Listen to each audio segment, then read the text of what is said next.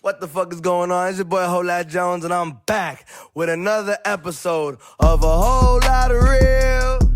And I'm here with my special guest today, the infamous, the most gayest nigga on the planet. My buddy, my friend, my lover.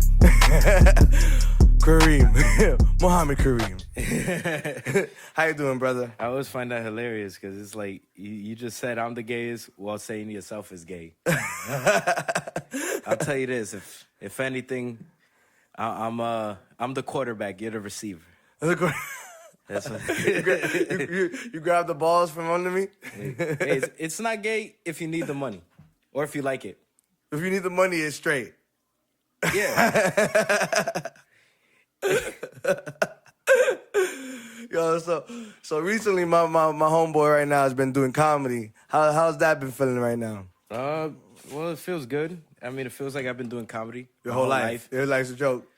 Niggas act like I can't do it. Like they be like you fucking bitch ass said that. You said, oh, you're gonna go on stage, this and that, and I'm just like, bro, like I've been doing that with y'all motherfuckers forever. You think a bunch of white faces is gonna change my approach? Oh, thank you. No, because you know how comedy goes in the stand-up world. You have to have a certain type of like persona, if you were to say, or be authentic to your true self. You know what I mean? And I kind of already knew that as long as you went up there as you, these white people are gonna eat it up.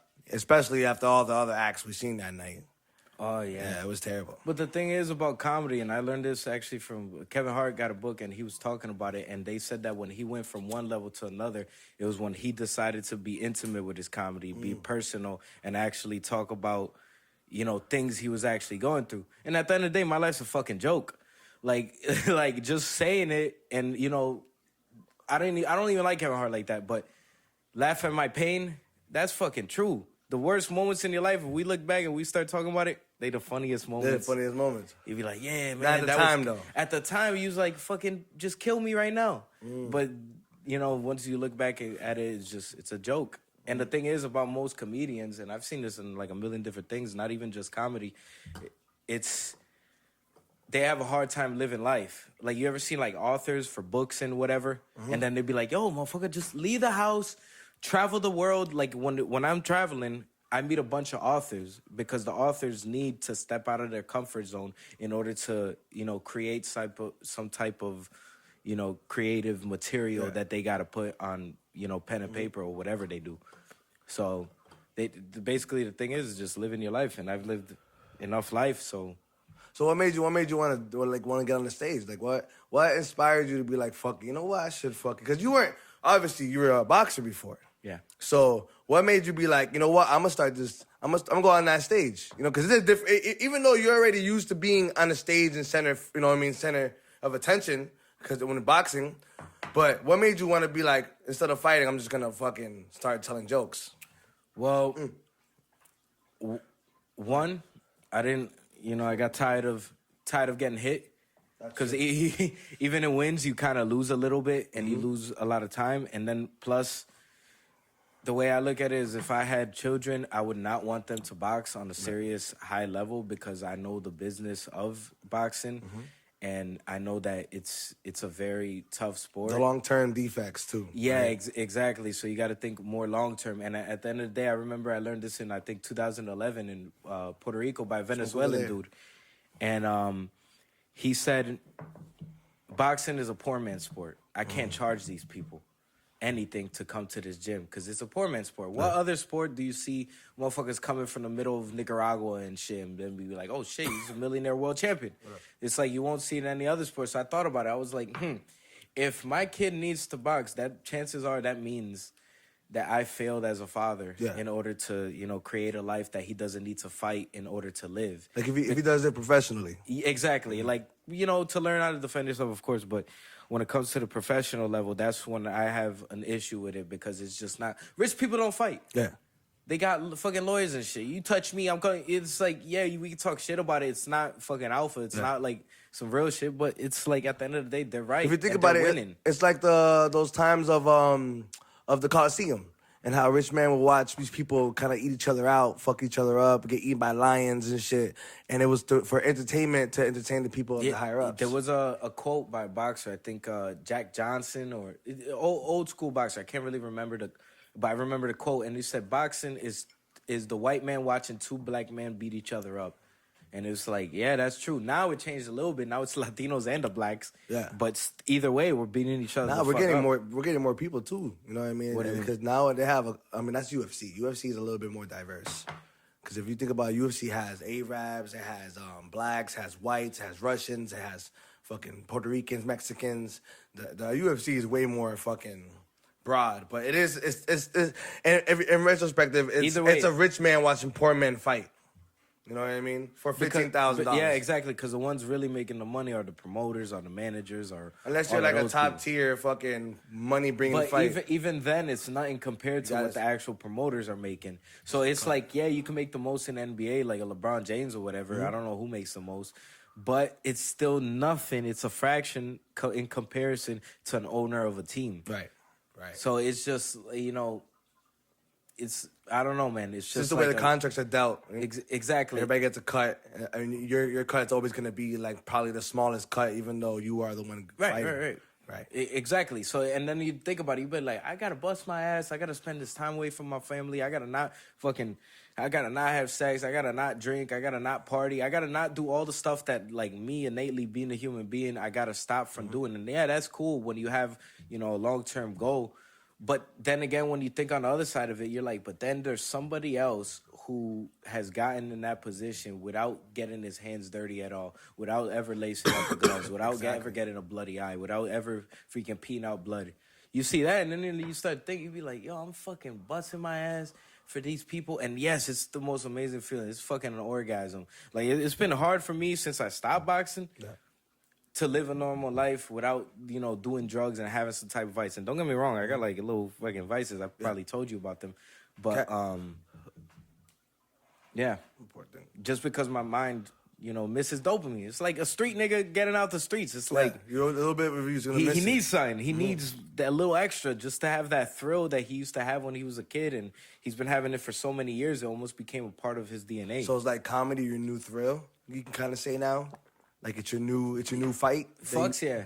And the good thing about comedy that I wish I can do a little bit more, and I hope to get to that point at some point, is to be able to say some real shit and make it funny. Because I do that shit all the time. I mean, yeah, naturally. But on stage, it's like, especially in the beginning when you start doing comedy, it's a struggle just to get to the point where they give you like a 10-minute, 15-minute. Because you kind of have, because it's a different situation when you're making these jokes with your homeboys and your friends, because it's at the heat of the moment. Everybody's kind of feeding into the energy. With stand-up comedy, you kind of have to go up there and start off the energy. Yeah. You know what I mean? So I feel like that's kind of the bridge that you have to build. But honestly, from seeing your performance not too long ago, and you, like I said, it was a 4-minute set for everybody that was there, and you only did a minute, and you brought basically the funny into the whole show. That whole show was dull as fuck. I mean, nothing for y'all white niggas out there that was there. You know what I mean? No disrespect, you know what I mean? Y'all did y'all thing, but like when my boy Mo got up there, it changed the scenery. Like, you know what I mean? Getting raped by Honduran, man, like that's, you know what I mean? Starting it off with that, like, and that leads to my second thing. Like, now, you gotta understand this. Mohamed has done a lot of things, you know what I mean? And one of your biggest things that you've done and that inspired most of us is the fact that you travel. And you've traveled to various places. What are some of the places you've traveled so far? I mean, I think comparatively speaking, I feel like I'm still in my rookie year of traveling. Of course. Even though I've been doing it for so long. There's the fucking countries, there's a bunch of countries throughout the world. Yeah. But even just because I compare myself, and I know I shouldn't compare myself to anybody, but I kind of compare myself less to the people and the places I used to be at, but more to the places I've been and the people I was around and the places I've been. So, like, example, I'll go and I'll be in, let's say, Honduras or whatever. Yeah. And I'm chilling with a German guy, and he's telling me about the countries he's been to. And he says, I've been to 35 countries. And I was like, and how old are you? And he'd be like, yeah, I'm 22. Ooh. How the hell? So, I'm more comparing myself to those people. Yeah. When you talk to motherfuckers over here, for example, or, even I'll say Puerto Rico and certain other places, when they say where they've been, it's maybe like 1-2 places. Local. Oh, I've been to Canada. I've been to, I've been to Cali. I've been to Miami. I've been to, Cancun. Right. And then I stayed in a resort my whole time and didn't exit the resort. Yeah. So it's just like, how much are you really seeing, even when you're going to see? But I think a very American thing is to not travel. Americans don't typically travel that much. But countries I've been to, Colombia, Honduras, Guatemala, Turkey, England, Italy. And what encouraged you to go out and travel? Like, what gave you the fixation that you needed to go and see the world? I've been, to be honest, I'm kind of trying to figure that out. He just said, fuck it, I'm gonna hop on a plane and let's see where it goes. In a certain way, but ever since I was a kid. So when I was a kid, I was raised Muslim. And I would go to Sunday school. And even though I never, I don't think I was really deep embedded to it, I would get homeboys over there. And all of my homeboys were from all these funky countries that if I say them on the podcast, you'd be like, where the fuck is that? Let me go on Google. Yeah. Pause the podcast for a second. Let me look up where Somalia's at. Yeah. And then they go, and then that was just my environment. So then I would always be fascinated by those people. So I talk to, my boy from Somalia. I talk to my boy from Pakistan. I'll be like, yo, how's things over there? Yeah. I'll be like, yo, teach me Swahili. I'll be like, yo, teach me Somali, teach me French. And then that would just become like a thing. Mm. And then even I've ended up in certain situations where I've gotten other friends, like Wasif, my boy you met. Yeah. He's born in Canada. I think he was born in Bangladesh, Canadian. He got a crazy backstory if you really dig into it. Not to get into too much detail about him, but just him as a type of person is such an outlier to the world. Average person, they freaking, they're born in whatever hospital in whatever town, we're say Springfield. Mm-hmm. They're raised in Holyoke, and that's the end of the story. Right. Pretty much. Or they end up in Puerto Rico somehow. Right. You know or vice versa. Vice versa. Yeah. Most of the time. Yeah. So I always kind of had that bug, and then I think in 2016 I went to Turkey and Indonesia. Is that where you started reaching out further in Puerto Rico? Was that the first time you went somewhere further than Puerto Rico? Well, when I was a kid, I actually went, I barely remember, and I don't count it because I was young. But you were with your family. This is you leaving. Yes. Alone as an adult, yeah. I've went... you went to Saudi Arabia first, right? Before you went out? No, I never went to Saudi Arabia. First place I went was Turkey and Indonesia. Right, that's what you went with that. Mm-hmm. Right. How was that experience? Obviously you already had a mindset of what you're gonna see. I knew that taught me a lesson in so many different ways, but one of them was not that everybody's me. So everybody's not used to the stuff. Not everybody, you could say, is as well educated in certain type of things, and that's no fault to them because why would you know about a fucking Pakistani dude? Something that has really nothing to do with you, right? Because you're living your life. You don't give a fuck about what's happening in Israel, Palestine. Right. So there's really not much to learn. But then going with depth and then realizing he didn't know certain things about the culture, and that's no fault to him. Yeah. It was just amazing seeing it. It was when you watch a movie. Yeah. And then you watch it with your boy for the second time, and it's almost as if you watch it for the first time because you're looking in his eyes, his experience. Mm-hmm. That's how it was going with him. Especially at first, I was like, "Oh shit, everything's excited to him." Right. But for me, I kind of just you kind of already knew what you were gonna go into. Yeah. And that's crazy. What was some of the things you did over there? Man, a lot of stuff. We was only in Turkey for a day. So we couldn't say much there. So in Indonesia, it was interesting because we went to Jakarta, which is the capital. I think at the time it was the 4th largest city in the world. So it's big, it's fucking so polluted, smelly. Damn. Yeah, it was, went around. And I actually went, I didn't go for it, girl, but there was a girl there that I met up with. And, and I ended up meeting up with her. Weird story about even meeting up with her. But she ended up coming to Bali with us, which is a different place. Everybody go to Bali. Okay. And it was just a whole interesting experience just bringing this little Indonesian girl along the trip with us. Right. And it changed the whole dynamic of everything that was going on. Okay, because you kind of had a tour guide. Or someone that was comfortable with the area. In Jakarta, yes. Okay. But when we left Jakarta, because we left fast, once we got there, we ended up taking a plane to Jakarta. She's still with you? Yeah, she came with us, which was weird. She was a little 19-year-old, little Asian girl. Yeah. It fucking blew my mind. She's going on an adventure out with the Americans. Especially, mind you, Indonesia is how do you say? It's a predominantly Muslim country. Yeah. So I was kind of confused because even I was a racist. Like, not like that, but you know what I mean? Yeah. Like, even I thought, she wouldn't be allowed to, like, come out with us. She wouldn't be able to sleep over. There's certain boundaries people can Yeah, go. that's what I Certain thought, people. but that wasn't the reality. She went over there. She got the green light from her mom. She went with us, and freaking, yeah, we went over there. We met a taxi driver, and I always told Depp, because I was trying to, like, guide him through the steps of the things we had to do in life. And, I think for the most part, he's learned from that. But I said, always say no to the first taxi people you talk to. And Why is that? Why is that? Why is that a rule? Because the first people you meet normally are going to give you the highest price. You want to make it competitive. You don't want to be like, how much? Oh, 400? All right, let's go. You don't want to do that because then they're going to rape you, especially if you're trying to travel on a budget, which me and Deb, I'm not going to say we was on a budget, but even though we was, but we weren't rich. We didn't have white people money. We was just like, all right, let's go. Right. So we had to be a little more conservative. Of course. So we brushed off a couple dudes when we got to Bali, and then we met one guy who spoke to us in English, spoke perfect, and really caught a good vibe with us. And by the end of the trip, he brought us fucking everywhere. Okay. Everywhere. And I think for the whole, week we was with him, we gave him something along the lines of $70. Ooh. Yeah, and it was like And he you was went- with you us went- all day, all night. He went to the club with us. Damn. He was dancing. He brought us to the bar. He was drinking with us. He was doing everything with us. It was fucking amazing. That's lit though. Yeah. If you find a driver like that that's down to just party with you, like fuck, I'm just certified. He was amazing, but you know what I understand? I understand the cheapness of a country like that. Like, I asked the guy on the beach, I asked him how much he pays for rent. He said 40 euros, which is about the equivalent of 50 American dollars. Yeah. So his rent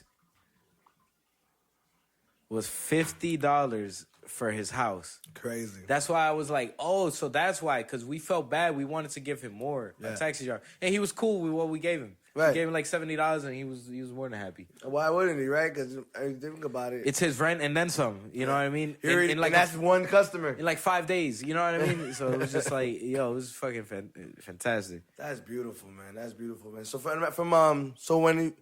after Indonesia and after those adventures over there in the Middle East, where did you go from there? What is it, Honduras that you went to after? I'm not gonna let that shit slide, bro. What you gonna? I'm not gonna let that shit slide. What did I do? Indonesia is in Southeast Asia. Nigga. Southeast Asia? Yes, nigga. You gotta put me on this. It's right next to the Philippines. I know, nigga, but I'm not gonna fucking go. And that motherfucker's gonna be hearing it like, what the fuck? You wanna arm wrestle? What are you talking about the Middle East? Nigga, just on another note, they stopped me at the airport in the U.S. I think it was out of Boston or JFK. And that's the first time I got flagged and they really started fucking with me. And then I was like, yo, why y'all stopping us? Like, come on, let's be real. And me, I know my name. Like, my full name is some fucking, even I read it, I'd be like, damn, I must have did some shit.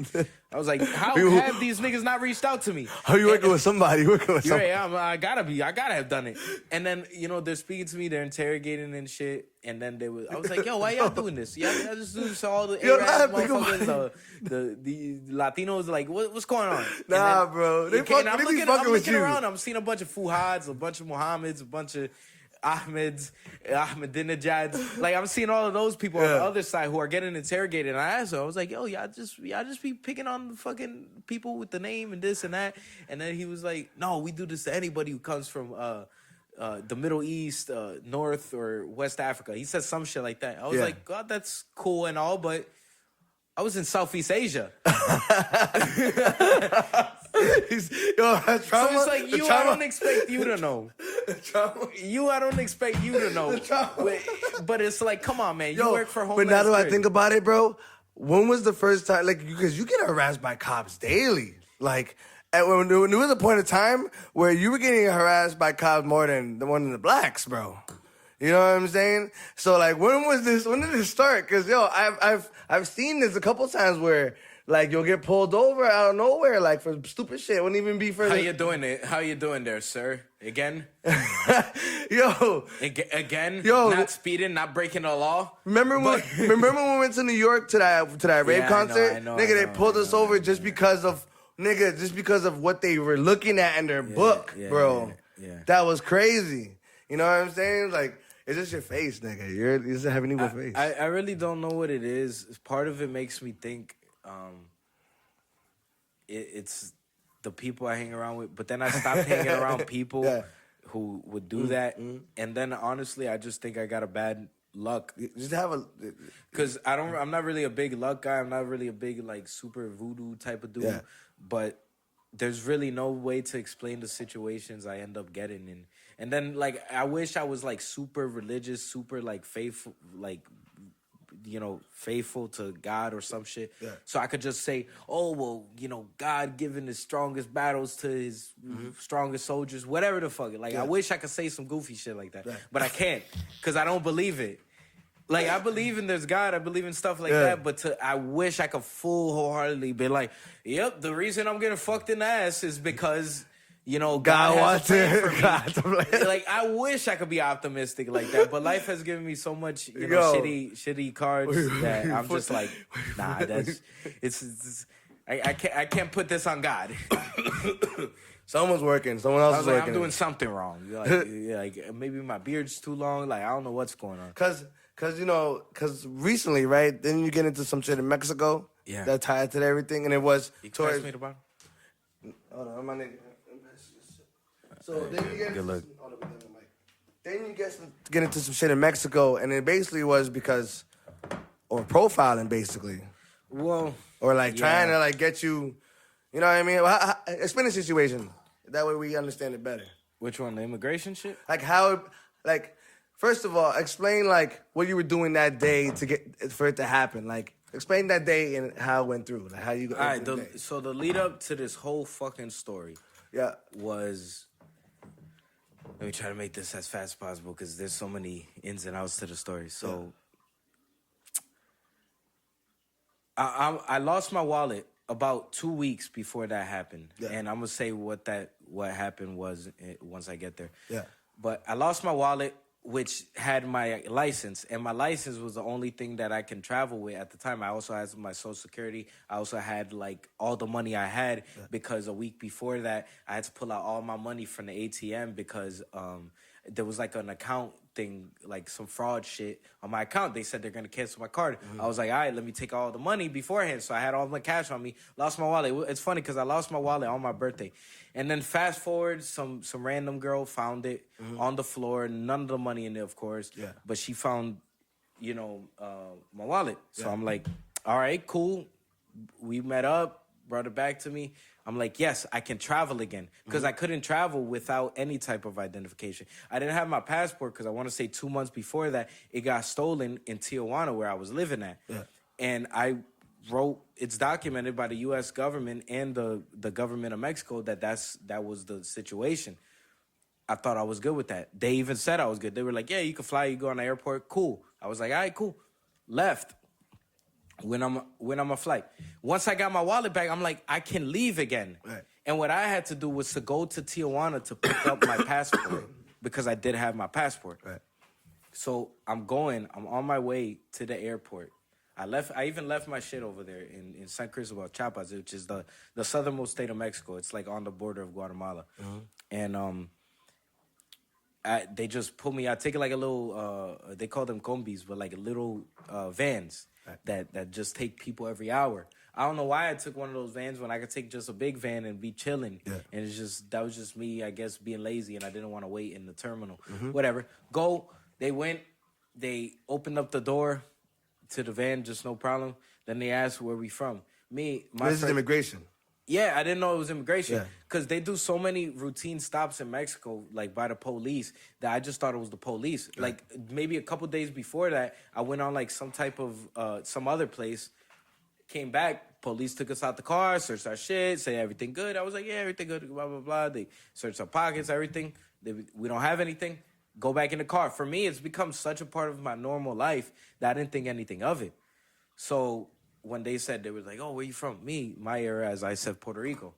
When I said Puerto Rico, normally I get a good reception. They be like, cool, blah, blah, blah, brother. And they leave me the fuck alone.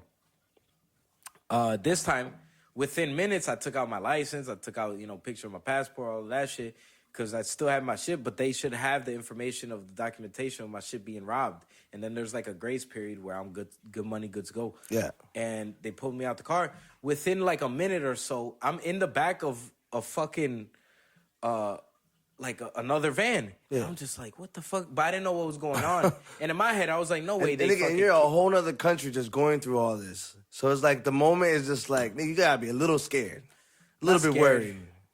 Concerned. Not scared, more, Like- not even worried. Like, goddamn. Not even worried. More just genuinely pissed off. I was on my way to the airport, so basically... You were going to leave anyways, right? Yeah, that flight was canceled, basically. It was, garbage, no good. There was no way to reimburse me for my money. Wow. Yeah, so that was a big part, especially because I was hurting with the money because all of my money, I had to go get it, basically. That's why I was taking a flight to Tijuana. And, I'm in the back. Once I seen the black niggas in the back of the van, that's when I got scared. Right. Not because they were black, but because I was like, fuck, I'm in here with the Haitians. And none against Haitians, but that's when I was like, they think I'm Haitian. Like, I was trying to figure it out in my head. I was like, they think I'm illegal, I'm running in. Like, that's when that's when it started hitting me. So at that point, I'm panicking and shit. Yeah. Like, panicking in the sense, like, no. They think I'm somebody else. I was like, okay, my situation's gonna get resolved. I'm talking to the dude. Next thing you know, they fill up the fucking van because they're doing the same thing, pulling over every van that goes by because ground transportation over there is the biggest deal. So then they went, they're pulling up everything. Next thing you know, the whole van's filled with people. We finally decided to leave at like, I want to say 1 a.m. And they took my phone. They took, pretty much everything. And so at this point, you're getting detained, and you're bringing. But me, I was like, charge it to the game. I've been detained before. I mean, I've spent the night in jail. I was like, I'll be good. I'll be out of here tomorrow. No way they're keeping me in here. He's like, fuck. Yeah, they kept me in there. But fuck. Yeah.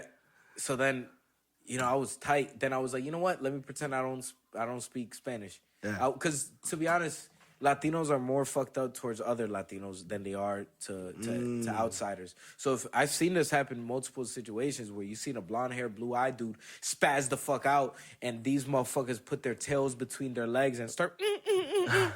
But then you see me do that shit, and I'm ready to kill a nigga, like literally stab them, and they're just like, "Shut up, you fucking spick."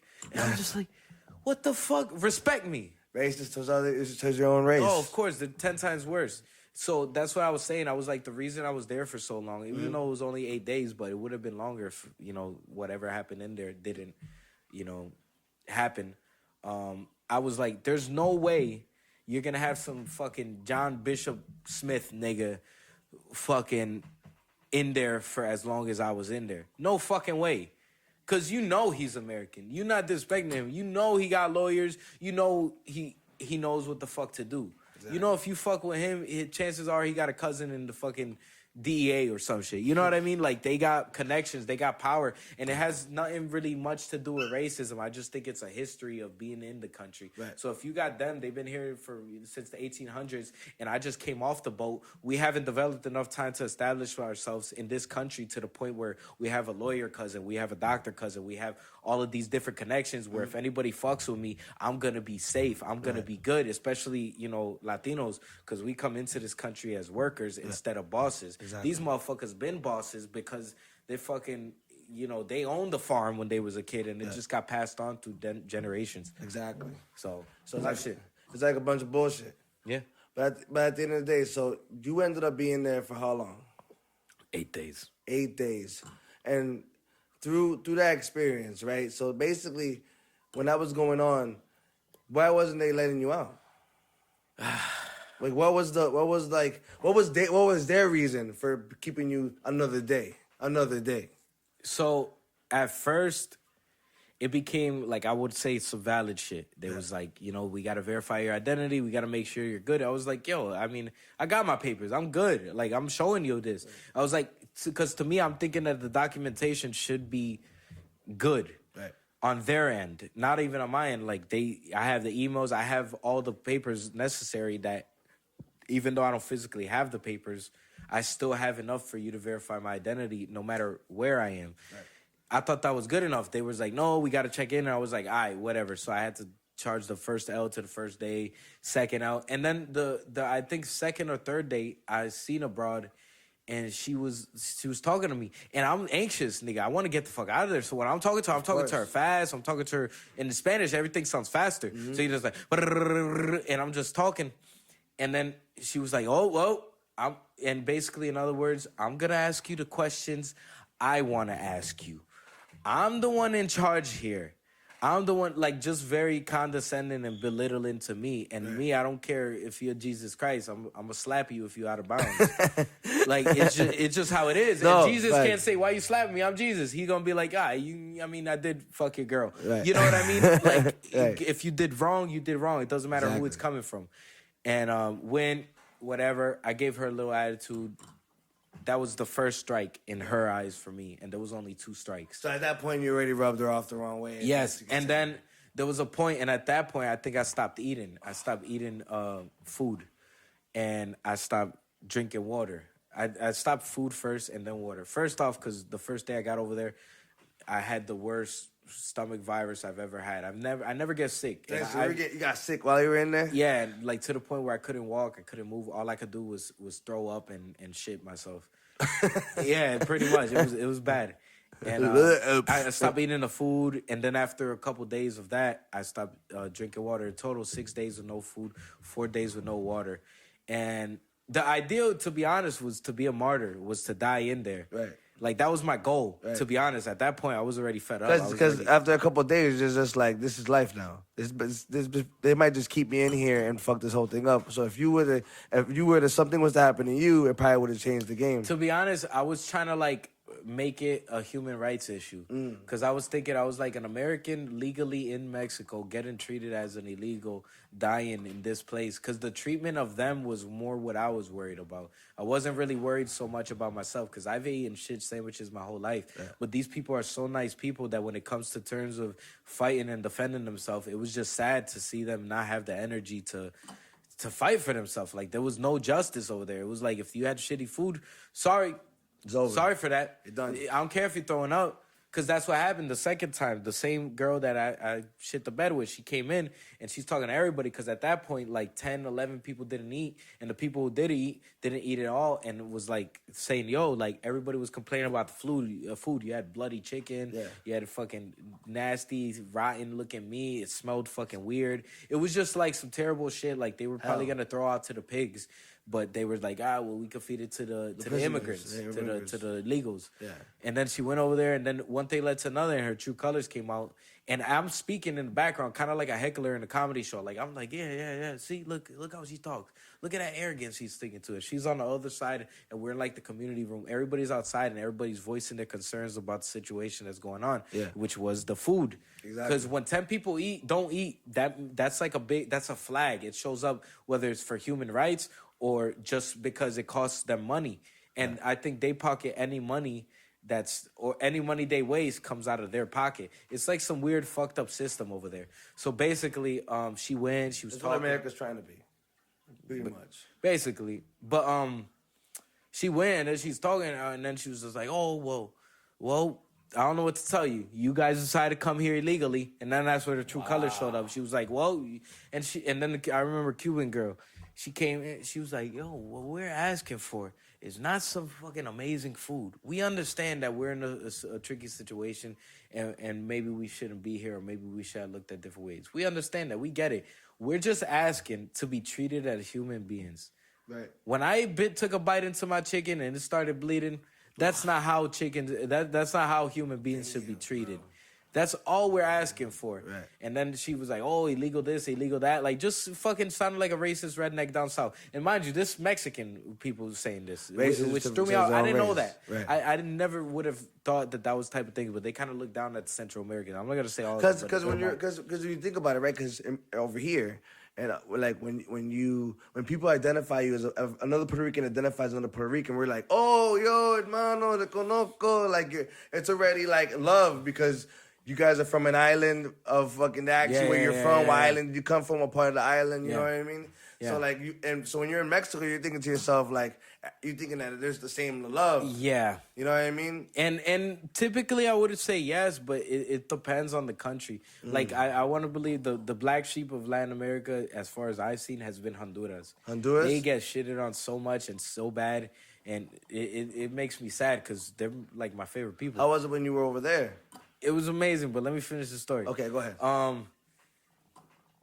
So then it got to the point where she's like, illegal this, illegal that. And me, I was like, that's when I started getting loud. I was like, what about me? I'm not fucking here legally. What about me? I was like, you know. I can picture you. Yeah, I was like, ¿qué es lo que está pasando conmigo? Yo no estoy aquí ilegal. And then she was just like, and I'm spazzing. You know, in Spanish, everything sounds powerful. Powerful. So she was just like, oh, tú llegaste aquí. You came here in a way that's irregular. Consider like. Irregular. Right. And I was like, irregular. And I was like, what type of shit is that? And I'm just going, I'm talking to myself, I'm talking to the crowd, because I'm like, you know, I'm controlling the room. That's where the comedy thing is perfect. Yeah. But I'm going like that. And I was like, oh, yeah. And then she said, que me callas? And I was like, cállame. And I was just went, and nigga, I turned into the Hulk. I turned into the Green Hulk. And I went to the side, like a couple sides, que me callas, shut me up. Shut me up. And then she went with the other one, and they ran the fuck off. So that became basically the reason why they were keeping me. You might as well just keep. But it doesn't fucking matter. Yeah. What's the reasoning? Do your fucking job. Exactly. Do your fucking job. I learned that shit on the fucking ambulance. You could have a motherfucker dying in front of you, and you could be a black man, and he could be he could be in his KKK hoodie. You still got to give that nigga CPR, because that's your job. Right. Doesn't matter how you feel. It matters about what you got to do. And over there, they were run by, you know, I got a doctorate in being a misogynist. Yeah. And he said, yeah. All right. Nah, but I did feel some type of way that every single person there was a woman. Like, it did get to the point where I felt really every single one was a woman. In the jail? No, not in the jail. Who was running? Oh, who was running at us? There was not one guy. Not one guy. I can see why not. I can see. There was not one guy. It was like Patrice hit you hard. Now I know that why Patrice hit you so hard. It's some real shit. I was in there. I was like, yo, like, they're running this jail based on how they feel. Well, that's really how most things go with women, don't it? You know what I mean? But it's all just emotional. Like, sprinkle a nigga in there, like, you know what I mean? One or two. That's all I ask for. It gotta be a. Hey, be direct with me. Just because you don't want to tell me that I ain't never leaving here doesn't mean you shouldn't tell me. I understand you might hurt my feelings. That's cool. Right. But let me know. Let me know, because you know what's worse than hurt feelings and sadness? Fucking anxiety. Because anxiety turns into anger. And next thing you know is the reason I got out of there. Exactly. Right. Exactly. And then, time goes by, and I'm starting to, like, deteriorate. Yeah. Because I'm still working out. I'm doing, like, fucking 500, 600 push-ups a day. I'm still doing my thing. I'm walking around. I'm doing my laps around the room, because it took me a couple days to get to life. But by day 3, I want to say, is when I came and started socializing with everybody. There was 1, 2, 3, 4 rooms. And then in the 4 rooms, I would just go in and do my stand-up, basically. Yeah. But then also storytelling, also going like this, also giving them guidance on when they do want to go to the U.S., also trying to get my numbers, getting intimate with them to the point where, you know, I'm telling them about my life. I'm telling them about my story. I'm telling them what I'm doing here. What's my goal for the future. I'm telling them all of this stuff. And then everybody started to gravitate towards me to the point where every time I walked into the room, it was like, yeah, this room is better now. But as the days started progressing, you know, I'm like losing my focus more. My face is, you know, coming in. It was like me making way for a fight. It was starting to get bad. I lost, I don't know how much it is in pounds, but I lost like 7 kilos, about 15 plus pounds during that time period? Yeah, just a week over there, just because my body was shutting down on me.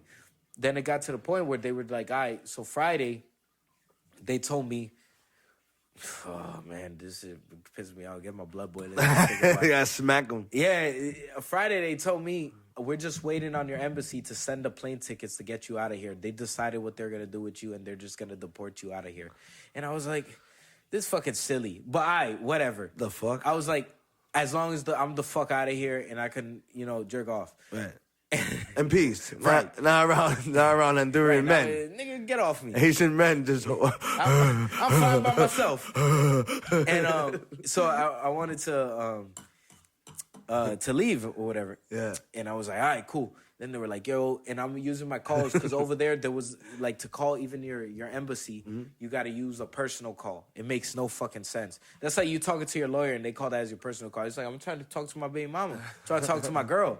You know what I mean? Right. So they was like, nah, it's like one call, one call. I was like, all right, whatever. I'm going to use this embassy. And I'm calling them. I'm like, yo, this and that's going on.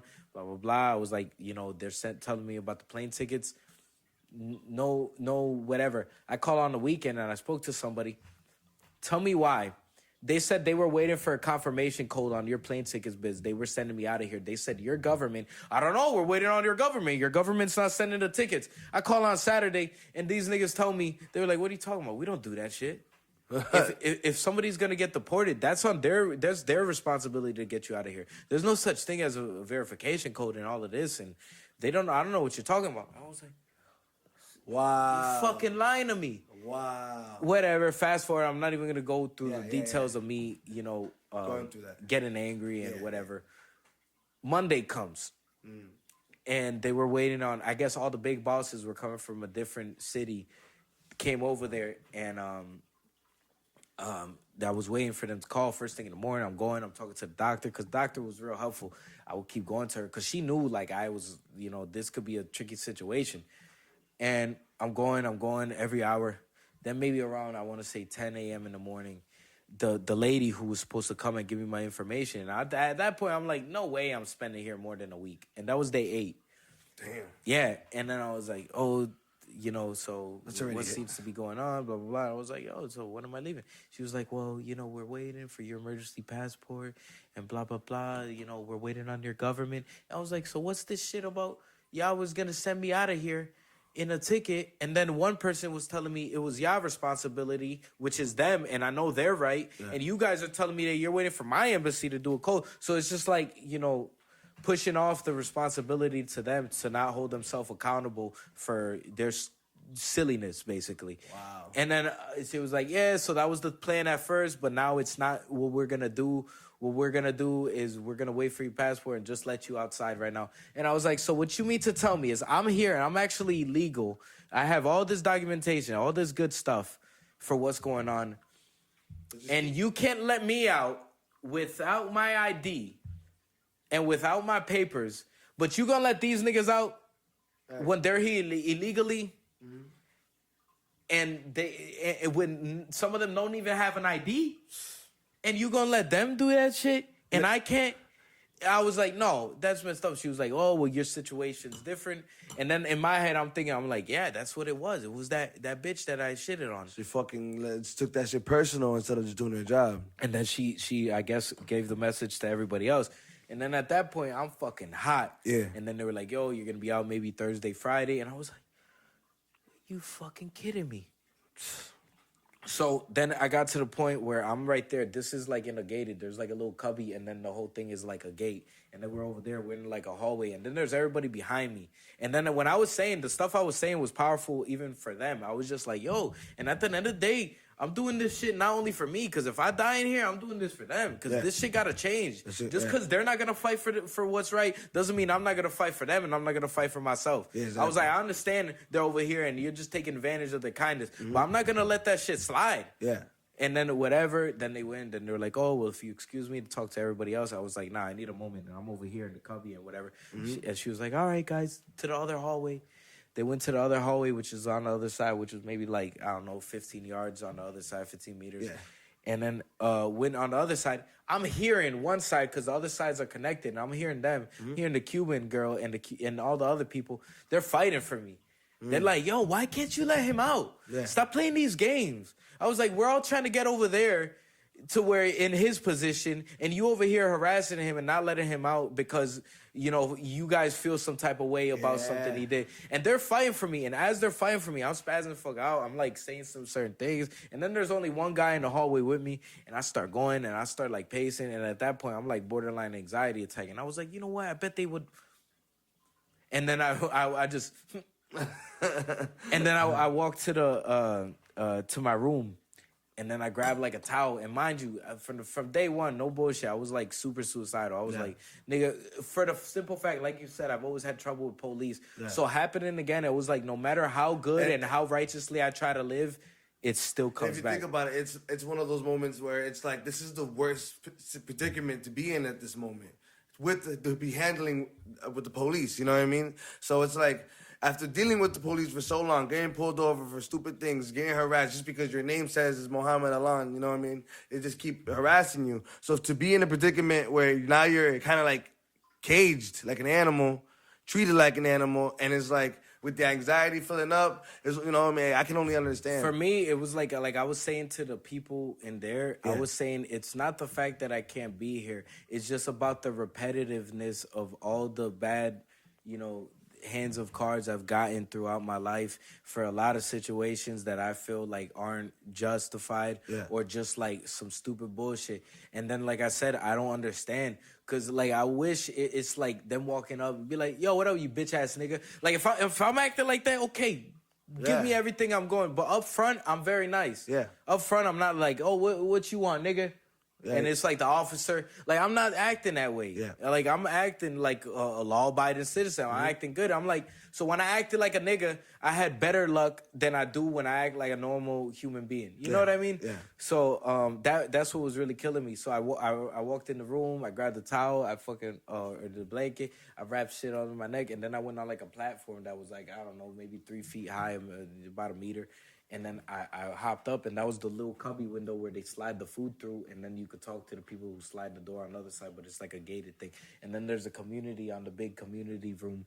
There's like a TV, and then in the TV there's a stand, but it was made out of metal. So I walked up, and then I started spazzing the fuck out, and at that point I'm losing. And then there's people in the community room, but the majority was over there trying to talk to the lady because they were worried about how to try to get out. Well, at least everybody who had the motivation to try to get out, because some people lose their soul. So the majority of the people were because you're in a room full of people already. Yeah, so the majority of them are over here in a hallway talking to the lady, and you're over here like fuck this shit in the middle of the community room. There was some people there, but not in abundance, like not concentrated, because everybody was concentrated in the hallway for the most part, or they were in the rooms. And then I get up on the thing, and I was like, yo, and I'm just spazzing the fuck out, and I was like, yo, yo me voy de aquí, aunque sea muerto. I'm leaving from here, or even if it's dead. It's powerful. And I'm just going like that, and I'm just going. I was like, fuck that. I'm not spending no fucking day here. And at that point, I went, and I'm starting to go like that. And you see motherfuckers coming from the woodworks. You see this nigga coming from straight God knows where. I think he came from my room because that's where he was sleeping. And he got up and he started running. We call him microonda. And then this funny story about that. But anyways, then he came, and I remember pushing the fuck out of him. And I'm like, nah, Joe, I'm going to do this. I was like, fuck yeah. And then I went, and I'm starting to tie the shit. And then, obviously, the people who was in the hallway heard about it. So they all came brum rushing. And it looked like a fucking, like the niggas in the shows who, when they crowd surf, that kind of like what it looked when I looked down. And at that point, I started, like, swinging. I started going. And at that point, I'm trying to kill myself. Yeah. Like, it wasn't a joke. Like, some people probably thought, well, you really gonna do it? I was like, nigga, did it look like I was joking? I was in the process of doing it. And then they released from my neck. Another dude, I broke his hand from, you know, when I fell off, and then he went, and then I ended up falling on the floor, and then, you know, there was blood because I cut myself in a couple places, and then I started crying. I don't know if it was emotional or just because I was in mad pain, like because of my body. And then immediately you hear them talking about, we're gonna get you out, we're gonna get you out, you just gotta sign the papers and you're gonna leave. I'm just like, yo. Wow, they just changed the law that they said they couldn't do it because it was against the law. And now all of a sudden it's not against the law. You see what I'm saying? You see? It was just some bullshit. They were playing their fucking role. They were taking their job a little too serious to the point where they took it personal. Nah, they were taking their emotions too serious. So not their job, because their job doesn't say anything. Hey, if somebody hurts your feelings, you should treat him like you know what I mean? Keep him in jail longer. Yeah. Nah, so it's like it's crazy, bro, for that odds to happen where you end up being detained by these fucking bitches that just so happen to have a problem with you and want to keep you there longer. And it's like it took you to go through that for them to let you out. Like that shows like, yo, these fucking bitches, man. What makes it even worse is that all of a sudden, guess what shows up? A passport. Oh. All of a sudden, I don't know it. Nah, it was some bullshit. I looked at the fucking the date of entry. Yeah. And it was 3 days beforehand. You know what I mean? So I basically stood there because I was on my 8th day. I didn't complete my 8th day. 'Cause So honestly, 7 days. So I should have been out, technically speaking, on the 4th day. Because honestly, 3 to 4 days sounds reasonable if you're waiting for a passport. You think so? Well, it comes from Mexico City, which is about 12 hours on a bus. So not really. No, right. I didn't know that. I didn't know it comes from. I didn't know. I thought since it was American passport, it comes from America. Nope, it comes from Mexico City. Really? Yeah. And then they tried saying that it was a different delivery service and this, and that. And I was like, no, I've gotten a passport here in Mexico. It comes by DHL, which is the equivalent to Amazon. That shit comes the next fucking day. Don't fucking bullshit me. Yo, I was tight, nigga. Who was trying to get the fuck out of there? Yeah, nah, I was like, so every single day I made all of their lives hell. Yeah. But then eventually they were starting to like understand. Like even when I left, man, it was fucking the most emotional thing ever. Like when I finally got to left and I was just dapping everybody up, I gave every single person a hug. It was like people were lining up to give me a hug. Yeah. And I was like, yo, this shit is fucking powerful. That's love right there, man. That's why I said, yo, if any of them hit me up for anything. Because like I told you, I think there's a real intimate bond when you're around somebody 24/7, 100%. Especially when you don't know them at front, because they start telling you things about themselves, and you're not from their country, you don't know about their past. They will get so in depth with you about certain things. I heard some stories in there that nigga, it just shows how beautiful some people are, and I wish I could be like that. Because as far as I'm concerned, fuck them. Like, you know what I mean? When somebody does me wrong, fuck them. Right. Doesn't mean I'm gonna kill them. No, but like. Fuck them. They were like, no, you gotta forgive and this and that. I was like, what type of abuela ass young people are you? Like, so you can say that's like what you kind of learned from the experience. I learned a lot of different things from that experience. A lot of them, like I learned obviously about the life in there that I didn't know went on. Yo, this shit, low battery. Low battery. Don't worry about it. All right. But yeah, you just learned, you got through it, you learned, you grew, you got stronger, right? Pretty much. Yeah. Nah, you little bitch. Nah, for real. Nah, but hey, man, I'm glad to see you back. I'm glad to see you here in the podcast in the first place, because we were supposed to do this a while back. So I'm freaking grateful that I'm actually here with you. It's like a nigga, I met up with you in Boston, and I was like, this motherfucker, yo. To be honest, just me being here just feels kind of weird. It's like a trip in the Matrix, right? Yeah. Like, I'm like, what the fuck? I was like, yo, can I wake up yet? It's like a dream, nigga. It's like a dream. Yeah, I've been gone for a while. And it's like, don't get me wrong, I love it here, but I hate it here at the same time. You know what it is. Hey, you like the visit, you like to stay. I understand that. You know what's funny is people always ask me, and they'll be like, oh, why you going over there? I was like, why stay over here? Like, you know what I mean? It's like a stupid reason. This nigga's retarded. It's like, why are you single? Why would I be taken? Like, you know what I mean? Like, because normally a lot of people say things, but it's just like an impulsive, statement they say, but it has nothing to do with any, actual opinion. Yeah. Like I just tell you, why be in a relationship? Most people, you could probably tell me why, but most people be like, I don't know, don't you want somebody to be around? Be like, that sounds weak. Tell me more than just that. This sounds fucking. You're selling the dream a little fucking weak. A little short. Yeah, like okay.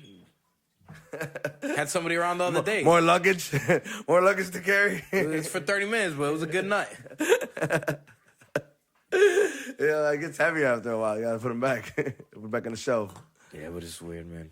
Yeah, man. How you feel being back now? Just chilling now?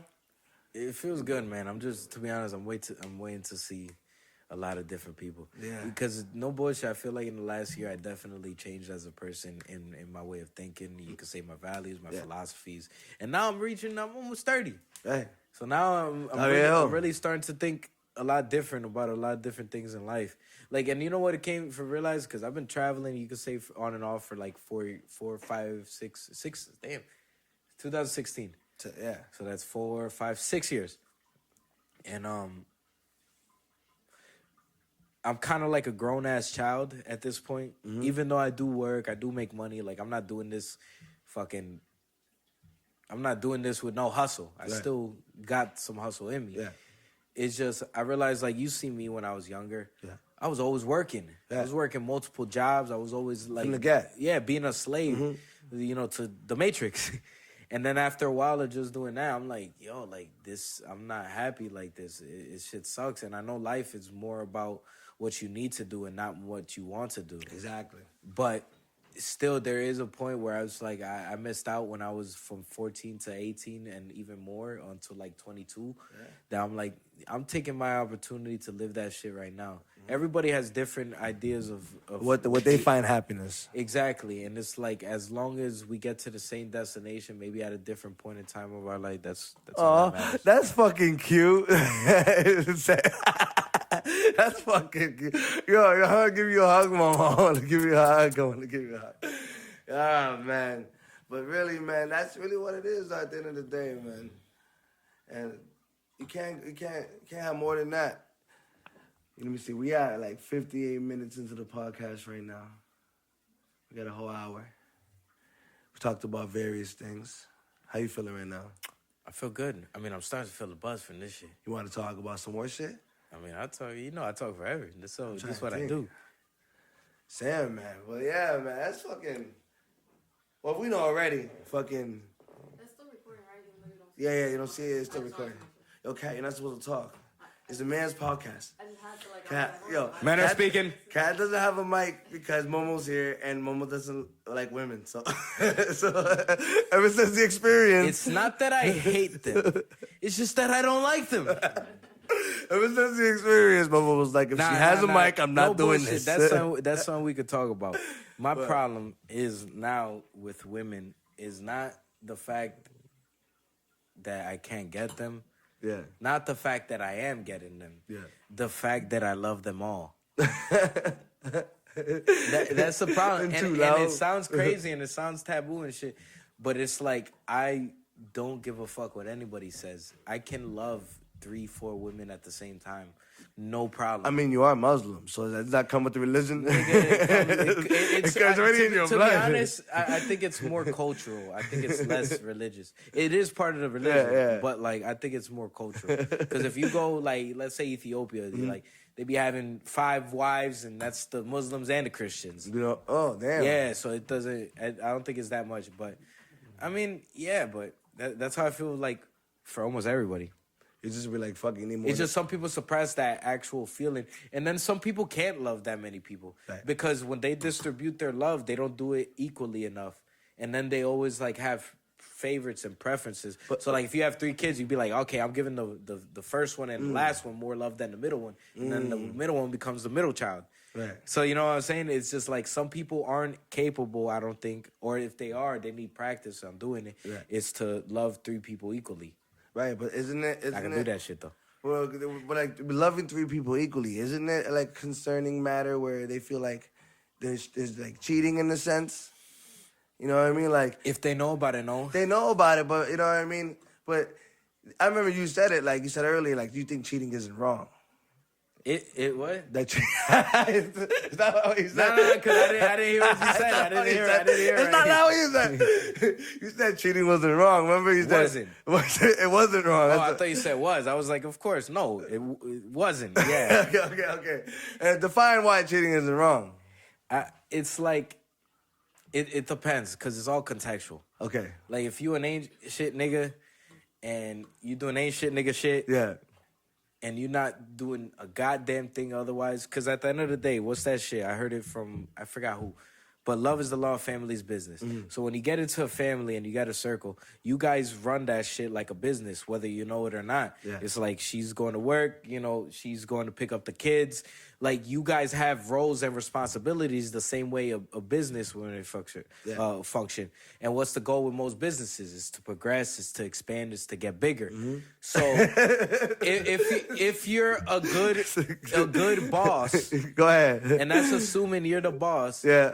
Then politely, I don't think cheating is bad.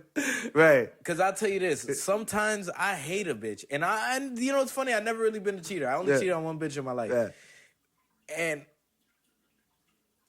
if you're doing everything you got to do and you're a good boss, it makes the situation a little better. Because once you fuck up some broad down the street or whatever, and she fucking don't know how to play with your balls right, she don't know how to fucking cook your tea, or she won't cook your tea. Like, you know what I mean? She's not doing that type of stuff. It's almost like, damn, I love my Lamborghini, but I got to drive a Honda Civic every once in a while just so I can appreciate this Lamborghini I got. It's true, man. And it's like some nature shit, man. I'm a feminist, bro. I don't believe what you're saying is it should be allowed. Like, you're saying that you should go appreciate this Honda Civic for this Lamborghini. It's not appreciating it. But it's like you're You're doing it to see if you still know how to drive other cars. Basically. Just in case the Lamborghini decides to get repoed. Nah, it's just like, I don't know, man. It's just always having the engine running, right? Just in case. Yeah. It's just like, I could drive other cars. I'm not so used to this one. I don't know. It's like some weird, ego caveman shit. It's prehistoric. Yeah. It's not like some shit I want to do. I mean, as men, we're prehistoric. We're kind of primal, you know what I mean? When we see something, you know what I mean? We're kind of attack it a little bit too fucking head on. I mean, it's a factor where, I guess you can weigh out the odds, you know what I mean, how you feel about it. Because some people will say it'd be the worst thing to happen. Yeah, but the way I look at it, especially, there's like a two-side different street. Like, I always say this story, and this is some shit. I'm trying to remember. But anyways, if I got a girl, yeah, and my girl cheats on me, chances are she's only cheated on me, I want to say, for a couple different reasons. Okay. One of them is because I'm not doing something correctly. Right. Like, I'm not fucking her right. Mm-hmm. That's, I want to say, the most typical one. Yeah. Because even if you put it on your totem pole very low, fucking or sex, you still value it enough that you be like, this nigga hasn't touched me in 3 months? That's just unacceptable. Yeah. No matter, who you are, no matter how low your sex drive is. That's just, if you're in a relationship, like, you hear old couples, they at least fucking once a month.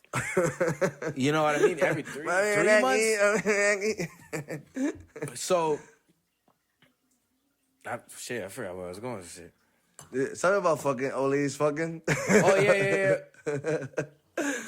yeah. So when women do it, the other side of it is, okay, he's not doing his job.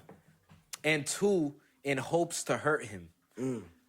So it's like they're doing it off of spite. Yeah. Because they're not doing it because they really want to, more times than not. Because the thing is women could get pussy anytime they want. Right. I was like, your girl could walk outside and be like, all right, I'm going to the bar. And she will for sure get plowed if she wants it. Right. Like, it's not going to be a struggle. Just a sign. If you go out and I go out and you can say we got game, whatever the fuck, but it's still going to be a struggle. It's a hunt. We still going to have to give them our resume. We're going to have to tell them all this shit we do. We're going to have to make them laugh. We're going to have to invest a lot of time. That's why I think it's bad when a man cheats and he got a whole different family, because that means he's investing himself to the situation. He's not just slinging a dick. That's why I say, you go to a little whorehouse, you fuck a whore with a condom on, you don't bring nothing back home, you good, you get your rocks off, you still feel like a man, ha ha ha, I feel good, you go back home, everything's cool, chill. Right, you love your life, you love your life and love your wife. Nigga, I found this shit out. I forgot who said it, but happy hour was at 5 to whatever, because it was when men used to get out of work at 5 or 5 to 7, and they used to go to the brothels. Right, happy hour before going home. Crazy, right? That's lit. And the thing is, but no. As a feminist, I would not stand for this, Momo.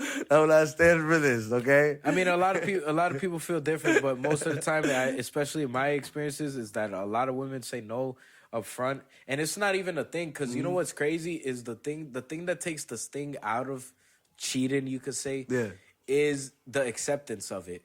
So most of the men, when they have a woman be like, if you gotta fuck some shit every once in a while, cool, go ahead and do it. The man's gonna be like, but damn, I wanted the thrill of getting caught. Right. Some niggas like to have basically like the law behind them when they're doing these crimes. You know what I mean? Like to feel like there's policemen watching and fucking going and fucking getting aroused over the adventure. You know what I mean?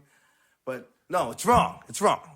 No, but nigga, check out this scenario. Where's my feminist shirt? Check out this scenario. You walk in and you see your girl fucking another dude. Yeah. Imagine you not getting mad. And you just be like, whew. You want orange juice? Nigga, I've been looking for a reason to kick your bitch ass out. She gonna feel like a dirty hoe. Even the guy who was just fucking her gonna be like, ugh, this nasty bitch. Like, just because it was like, they're doing it to get back at the guy. Yeah. But they don't really want to do it because women don't want 100,000, dicks in them. Right. They want one dick 100,000 times. With love. Exactly. Yeah. Because love's attached to the dick. Right. For us, it's like if you line up 100 men and be like, yo, would you fuck 80 girls in a week? Yeah, fuck yeah. And they're all models. Yeah, hell yeah.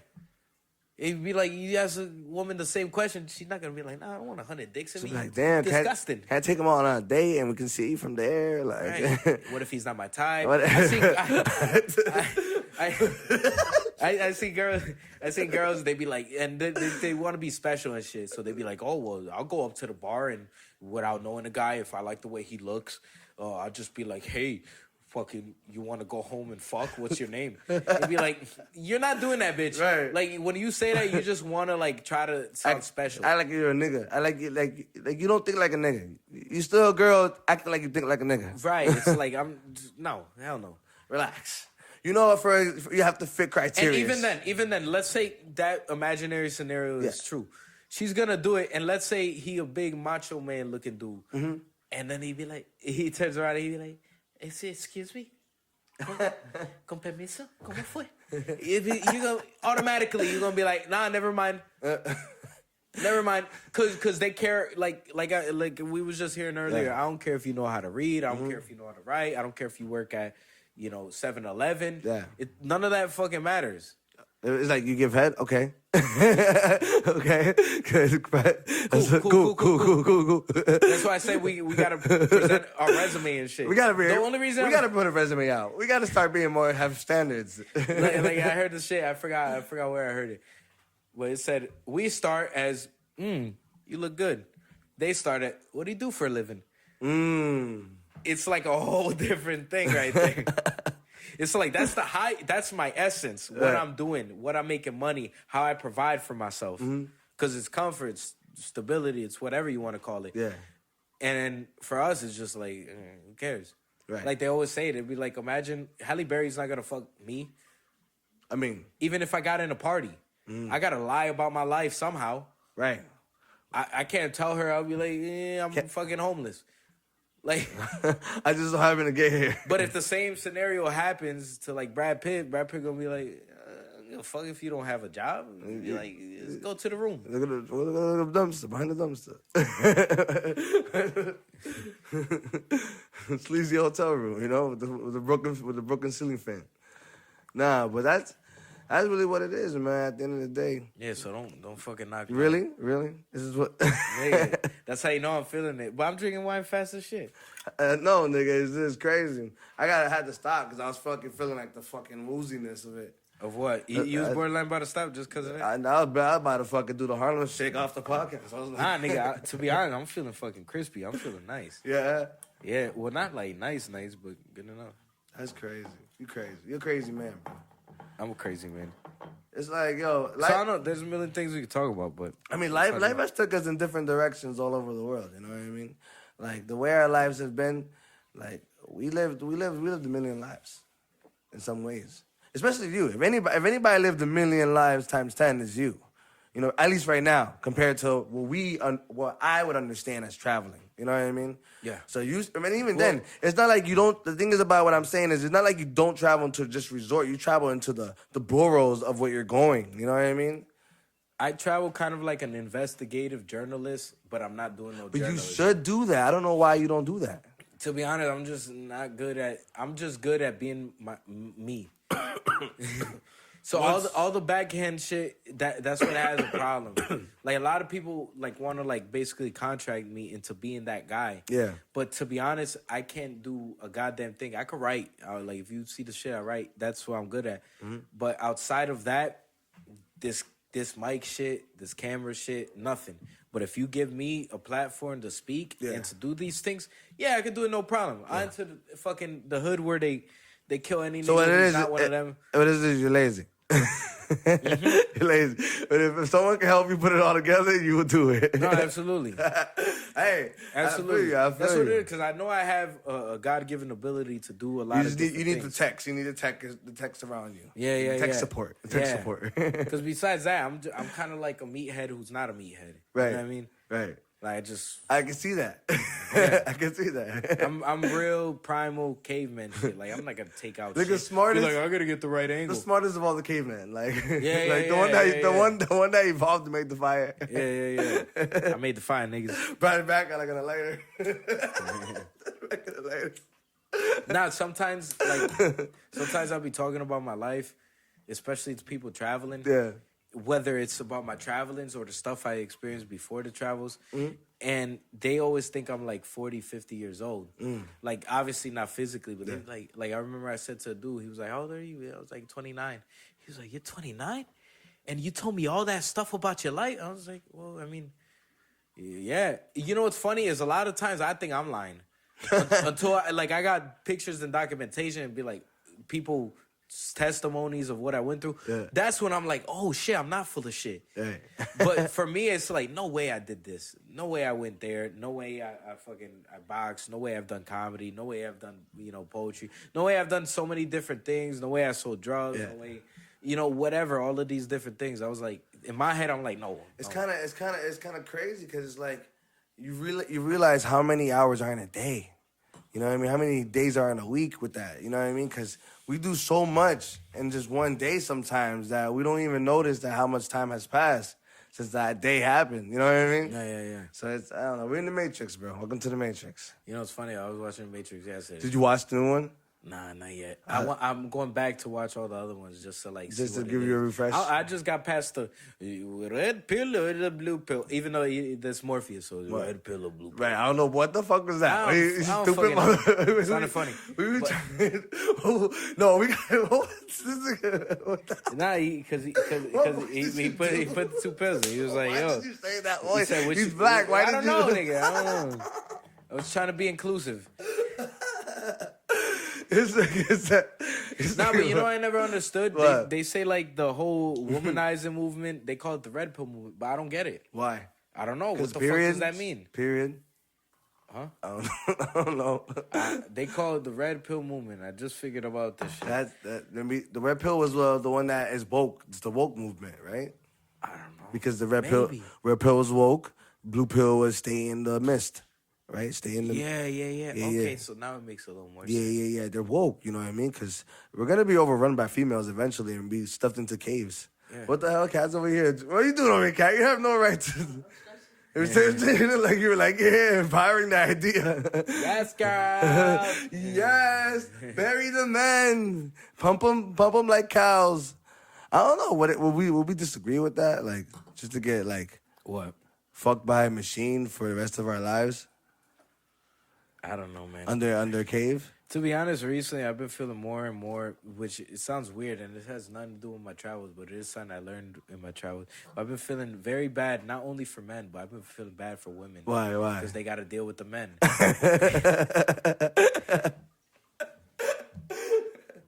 So it's like a double shit. It's like, dang, you got to deal with the men. But then again, the women ain't shit. But then again, it's both. Yeah. It's like a two-way street at this point. And then I think it's coming across in different cultures, which I think people have a distorted way of viewing, what they need to do in order to have a healthy relationship or relationships with people.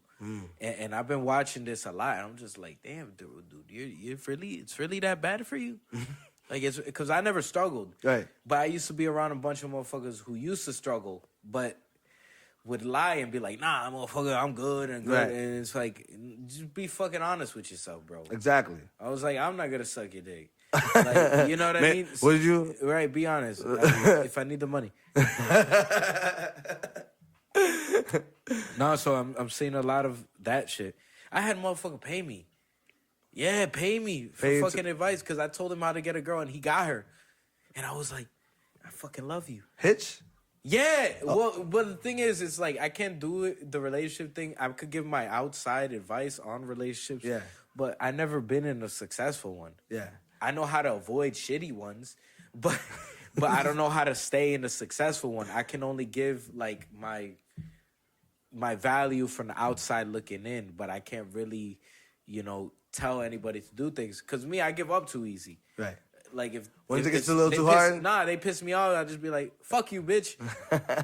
Fuck your best friend." Like, you know what I mean? Like I do Mom's a hoe. anything to get out fast, Right. and I do that fast. So it's more about getting them, because that's really the main problem. Because most of the guys struggling with getting women aren't even womanizing guys. Mm-hmm.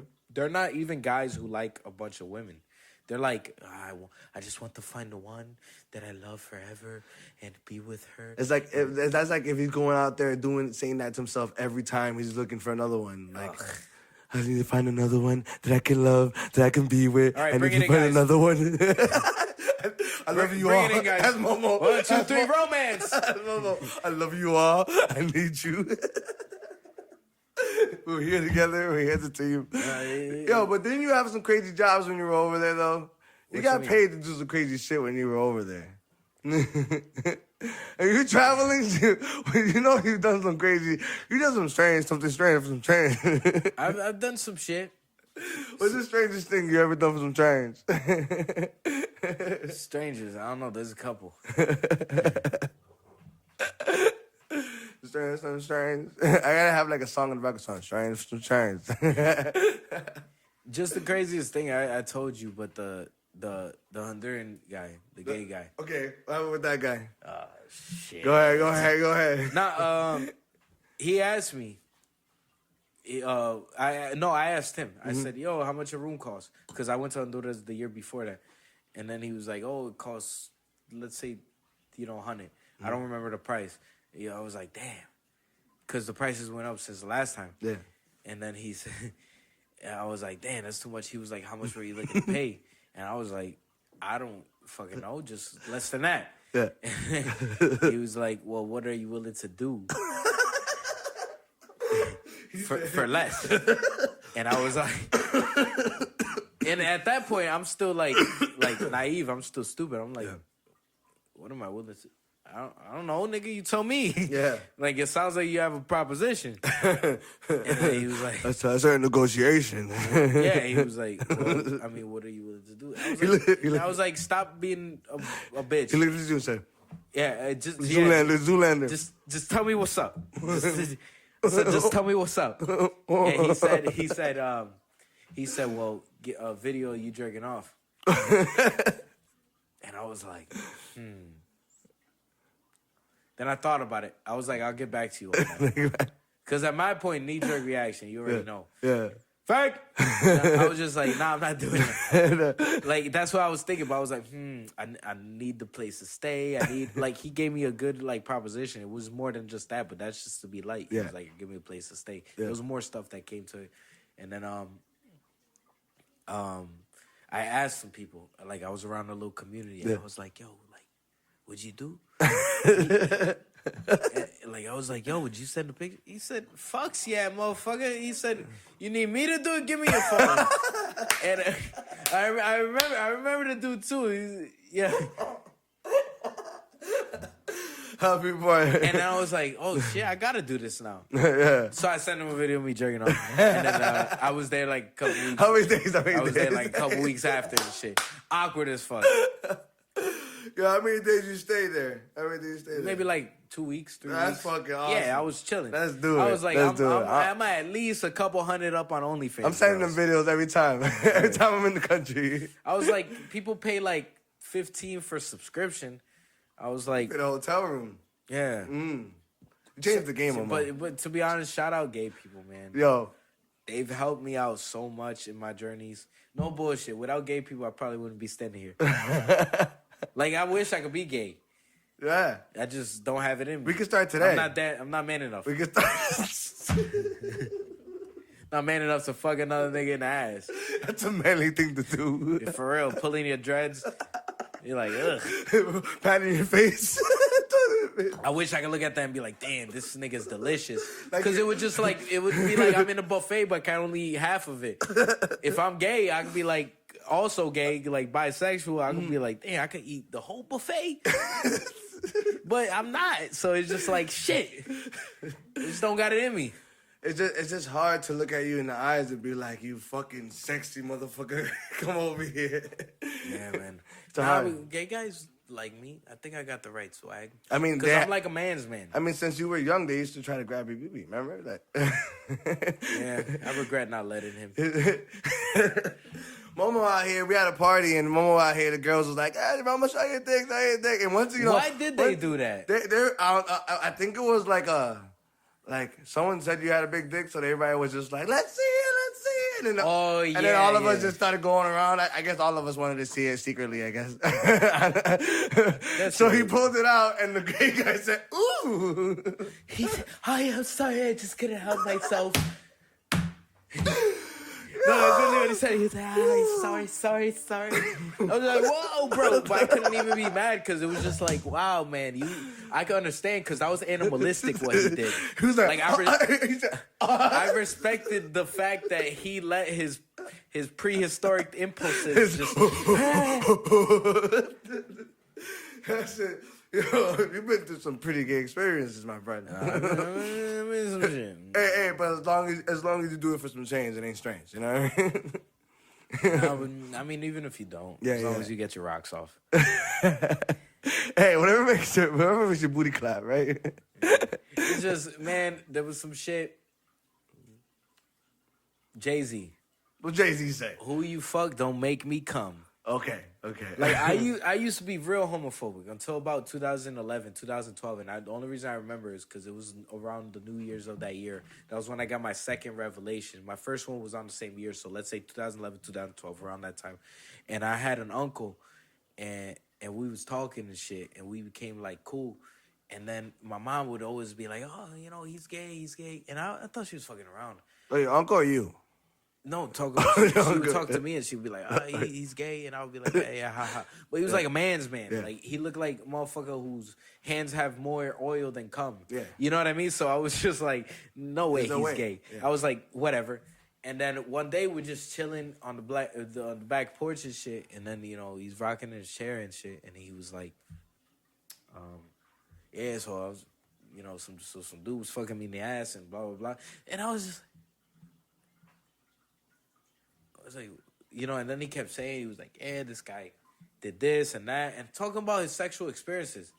And I'm like, he's really gay? And then I was like, I love the guy. Yeah. So I'm like, you know, I can't say anything to it. I was like, you know, I love the guy. I was like, first strike. And then number 2 was on New Year's, and he was in that circle too. Then I had like other family members. And then he was like, I don't give a fuck if you're gay. If anything, I want more gay guys out here. For the simple fact that leaves me with more women. I was like, I don't care who you fucking. Right. It has nothing to do with me. Go out there and fuck Fulano all you want. Fulano. Yeah. So when he said that, that's when I was like, okay, I'm not homophobic no more. Yeah, I mean, you gotta stop being a little bitch. And let them, had to get chiche. Mohamed was like, no, I want them all. Be gay for only me. Nah, man, but that's pretty much like the world we live in, man. 2022, everybody a little gay.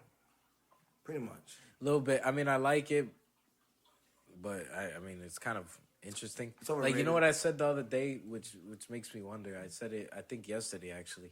I'm walking around with my boy, whatever. Anyways, and I was like, and I'm seeing a bunch of gay guys. Mm-hmm. Like, not a bunch, but enough for me to be like, there's a lot of gay guys around here. Yeah.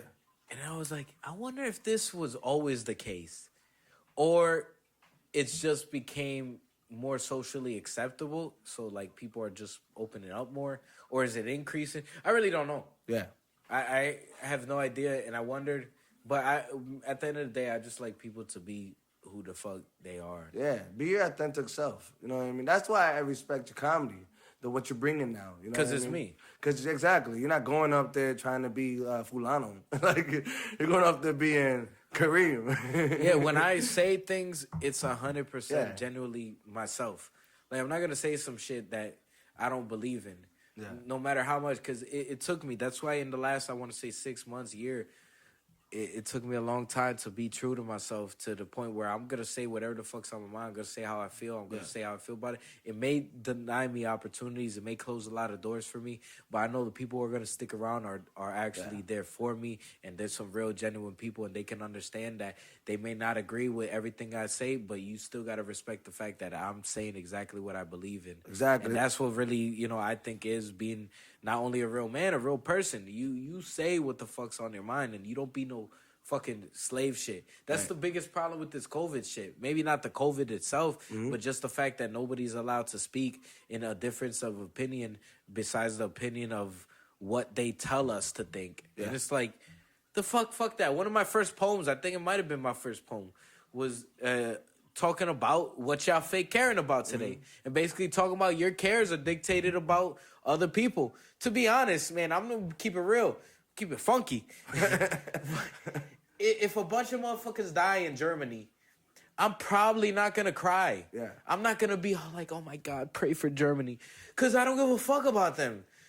Like, not in a malicious way, but I really don't think about other people on my daily way. But that's why I'd rather not hear about it, because I don't want to be put in a situation where I got to fake care about other people's feelings who don't really, matter in my life. Exactly. Like, don't you see that when motherfuckers die, especially? They out of nowhere, they look for all the pics of one time they had from them for like 20 years ago and be like, that was my best friend. I got some pics with niggas who died. Yeah. I'm not going to post them up and be like, oh, that's my dude. Yeah. Even though I'm not discounting them, because some of them may have actually felt that way. Yeah. But let's be honest now. It's more about you at that moment. You just want the likes. I said a thing a long time ago, and I said you can have 1,000 likes on a post and you can have 100,000 friends. And that's how and feel like nobody likes you and you have no friends. Right. Because, that's how I looked at it with like celebrities when they support other people that have died. It's always for the cloud base, for for a PR movement. Just like, let's support this rapper that died, you know what I mean? So it's kind of the same thing now, where everything's a PR movement nowadays with the social media. So it's like everything's promoted through... Everything has to be promoted. The saddest part about it is when I think it put people in a bubble of like ignorance of a place that they're not even in. Yeah. Like, if you're doing that PR shit and you're a fucking celebrity, do your fucking thing. Cry when everybody dies. Yeah.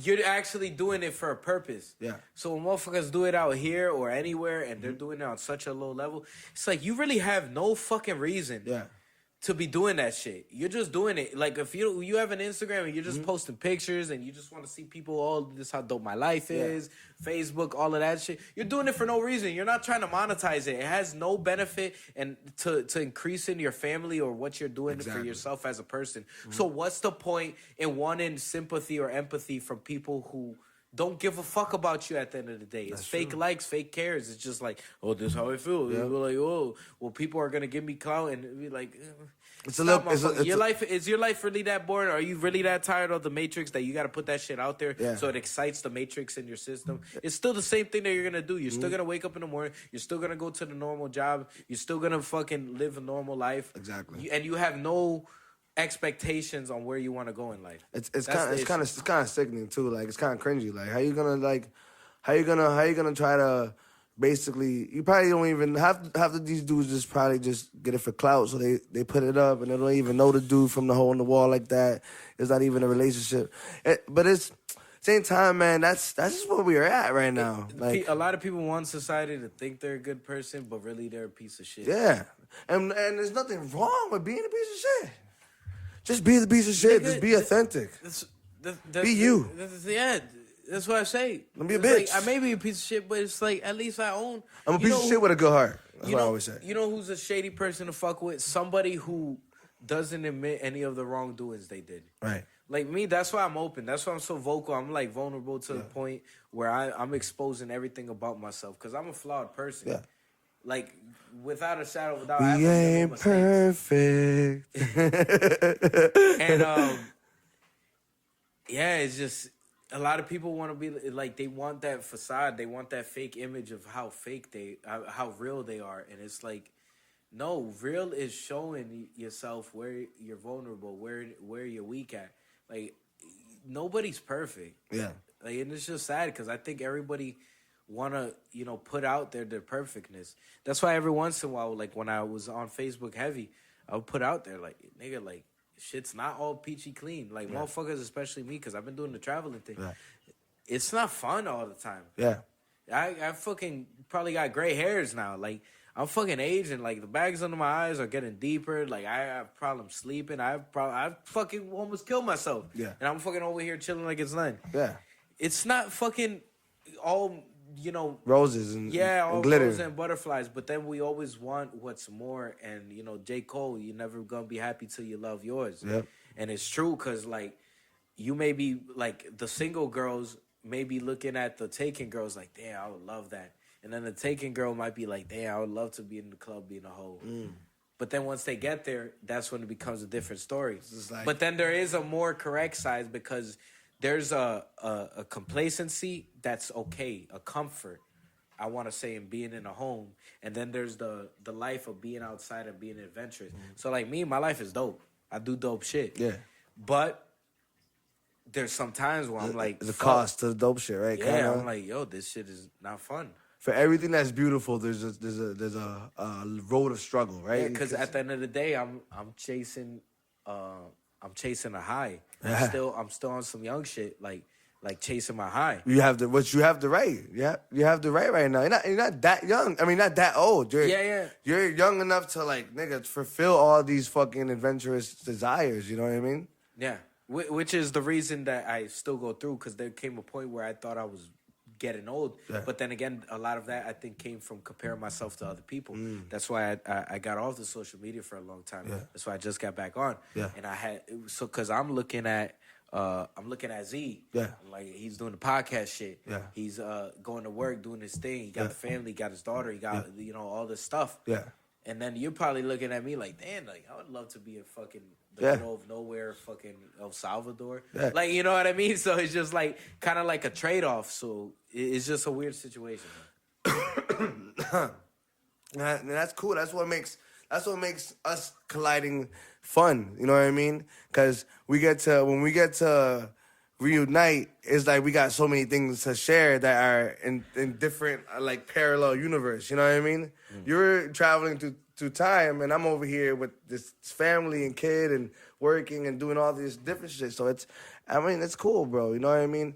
And that's why I wanted to do the podcast. I wanted you to get on so we can talk and like kind of like show the world a little bit of how you get down and tell them that you're still alive. You know what I mean? You know what's funny is we just said a whole bunch of bullshit on this podcast, and in my head I was like, I haven't told these motherfuckers shit.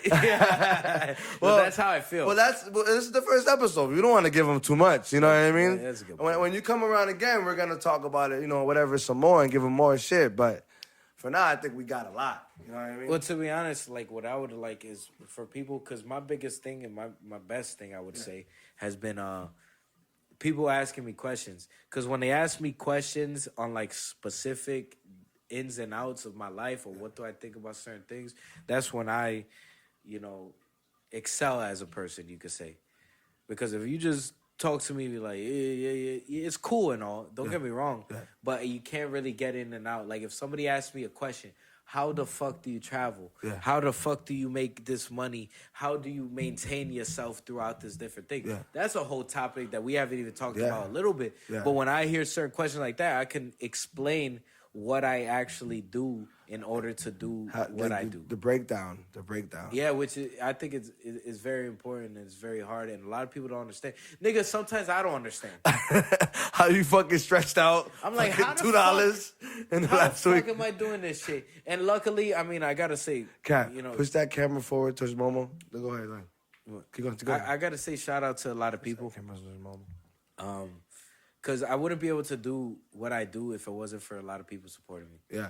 Because a lot of people, like, whether it's fucking Gil, Deb, Dave, like, I got a lot of different people who, like, luckily I've built good enough relationships with them where I'm like, you know, they look out for me when a motherfucker's down. Like, it's not like I'm down too often because I don't believe I am. But every once in a while, everybody needs a helping hand. But before, my biggest problem was I had too much pride and ego to accept the help that they were given to me, that was given to me. Now I'm just like, I'm not going to accept it all, but I got to look at it like, let's say the money comes in. I gotta look at what's the stipulations, what's the circumstances surrounding about this money given to me. Yeah. And is it righteous, my pride in this situation? Is my ego, you know, being good to me, or is my ego being bad to me? It's a tricky situation. Because because this is kind of like the alpha male thing, you know what I mean? Kind of like when someone else is being basically, when you're getting the support, it kind of feels like, oh shit, you know what I mean? I'm not you know what I mean? I'm not taking care of my own, you know what I mean? But sometimes as humans, not even as, if we think about it further than just being alpha males and being humans, we all sometimes need a helping hand. We can't all do this alone. You know what I mean? And whatever endeavors we try to accomplish, people always need a team of some sort. You know what I'm saying? So it's always good to have people on your back, and that's a blessing altogether, man. For sure. But I think that comes from getting the genuine people who are actually out there from, what do you call it? From being real with them. Yeah. Because then they reciprocate the energy with you. They know they don't got to treat you like a phony, and you're not treating them like a phony. Right. So it's just like some both way streets. Like, because when you act fake with people, good luck. Good luck having a good team, a good support system. Exactly. Around you. And I don't really have family that I would, like, first reaction be like, yeah, my fam got me. Yeah. Be like, that's my last resort. I mean, that's how most of us are raised, man. You know, we got our friends. We were in a, you know what I mean? Most of us. You know what's crazy is I think that's big time America, too. Yeah. Especially for, like, you could say first generation. We were raised by each other. Yeah. Because we don't have that family support system. Because back then it was all about family. Like, no matter how you feel, it matters what's the benefit of the family. Yeah. But that's fucking deep. How we get so deep? I get deep sometimes. So we start crying, bro. I want to hold you. Wow, but definitely, man. You know what I mean? And I'm, like I said, I'm grateful that you're here, bro. I'm grateful that you made it through, you know what I mean, these endeavors that you went through, and I'm glad to see you're still fucking the same motherfucker too. Like, you know what I mean? It didn't come out like, you know, I don't think we should ever be like that rude to people anymore. No, you shouldn't talk like that. We had a comedy show, bitch. We could talk however we want. Hey. You know what I mean? But yeah, man. Overall, you know what I mean? I think when you're living in these times, right, where you're traveling, don't you get worried about like how the world is at this moment? You know how the world is like kind of like in this fucking vortex of bullshit just happening every day, something different, like, and you're just traveling while everything's going to shit. Well, there's a term, and I think it's in the Bible. Be in the world, not of the world. Okay. Bars. So elaborate. So when I'm moving around, I'm trying not to think about what's going on in the world so much, because I used to be in depth about things. I used to know what's going on in the Congo, what's going on in Palestine, what's going on in Iraq, Afghanistan, fucking Burma, all of these places. I used to know what the fuck was going on. Then I came to the point where I'm like, I'm not in a position where I can make a change. Yeah. So just looking at that information doesn't mean I'm going to be ignorant, but I'm going to be at least a little more ignorant than I was. Because there's not much I could do. I'm still learning myself. I'm still improving myself. There's still so much that I don't understand. And that's a thing I learned in traveling. Like, you can have all these stereotypes until you actually go to that country. And you're like, oh, shit, I was wrong about everything. Right. But it takes a certain amount of humility to be able to willing to, you know, admit that you were wrong. Yeah. And a lot of people, I don't think, have that. Right. So, I don't know, man. Yeah, that's crazy. Nah, I mean, I just basically, you know, to summarize that, is just I try not to pay attention too much. Yeah. Am I worried? Of course. Yeah. But I'm still moving the way I want to fucking move, and the way I can move. Might as well die doing what you love than die being a bitch. Yeah, pretty much. To be honest, like I told you, after, you know, 18, 21, I didn't think I was going to be alive anyways. Right.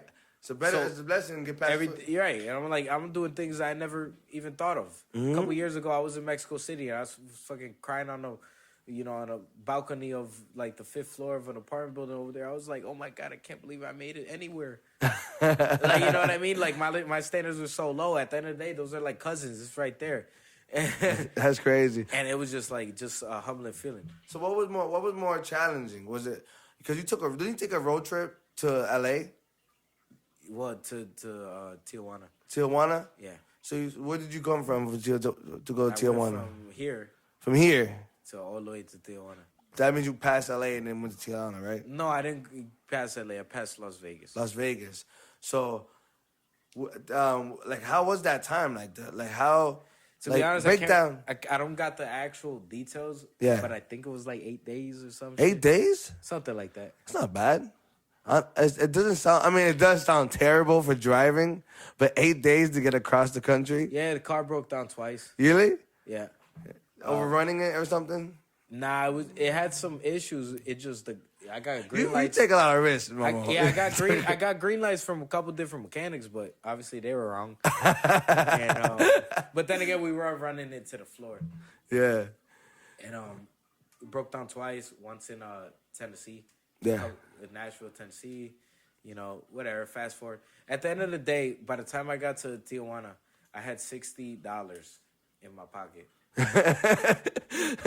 Did you plan for that though? No, nigga. I planned on having like at least $1,000 by the time I got there. Because the car broke down, right? Yeah, and I had to fix all the issues and then hotels and then, food. All of this stuff was, so by the time I got there, I had $60.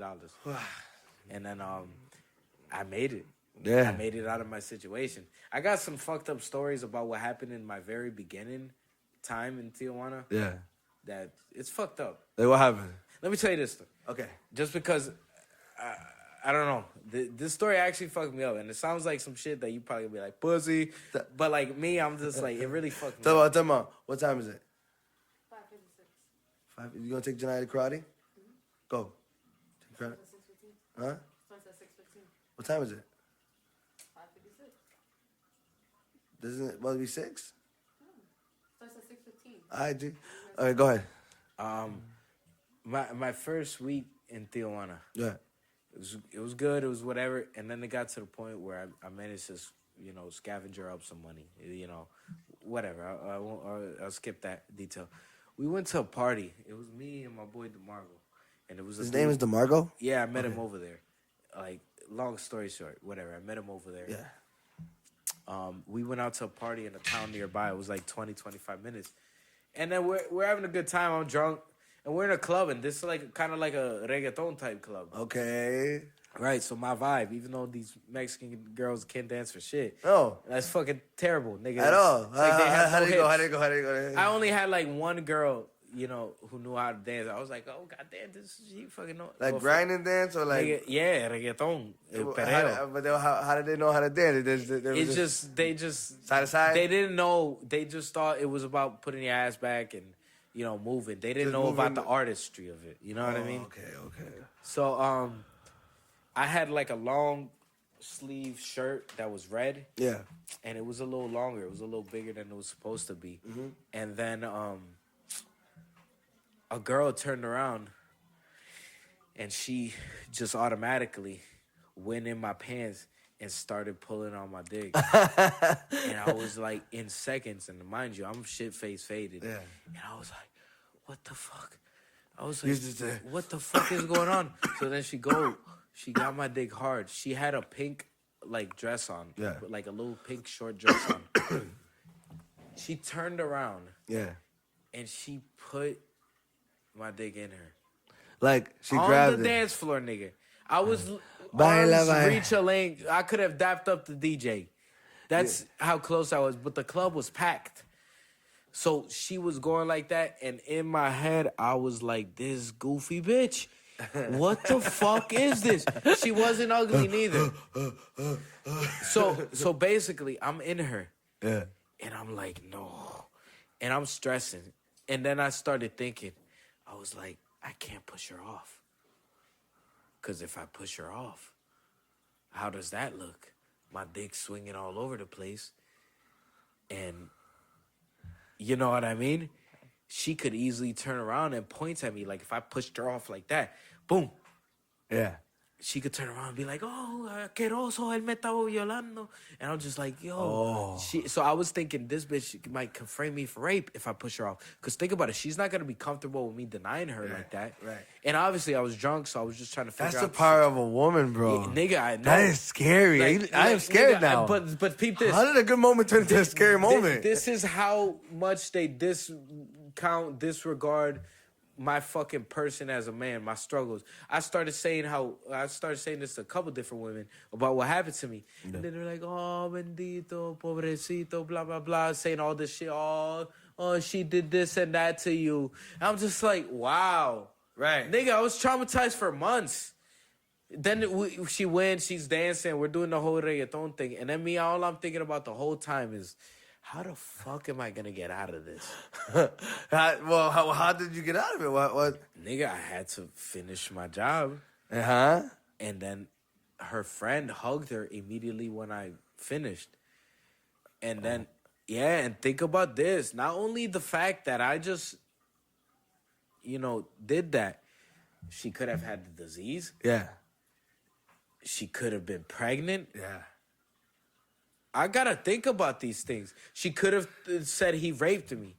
Yeah. How much of a dickhead would I be if she was pregnant? I was like, abort that kid. Right. Bitch, I didn't want to have sex with you. You just... Oh, but you were hard. And Right. That's like if I'm raping you and you become wet. Oh, well, she liked it. No, she's fucking biologically bound to fucking get wet after a while of that shit. Yo, I'm telling you, you've been through some shit with women, bro. Yeah. So I feel you. I'm about to advocate for you. We're about to go on a Momo protest because we can't have this. We can't have women violating you anymore, bro. So we're not standing for this. Cause yo, it's crazy, man. No, that shit messed me up for a long time. Nah, that shit will fuck me up, bro. Because it made me look at women, disgust. Like, and they want to say, "Oh, well, this isn't that." I mean, but look, when a woman gets raped, she's not looking all happy at the man. They don't even want male medics, male police officers going to talk to her about her rape. Yeah. They want the females to do that so she can feel a little more comfortable because she's disgusted with men. Yeah. You know what I mean? So it was the same shit with me. Bitch, don't talk to me.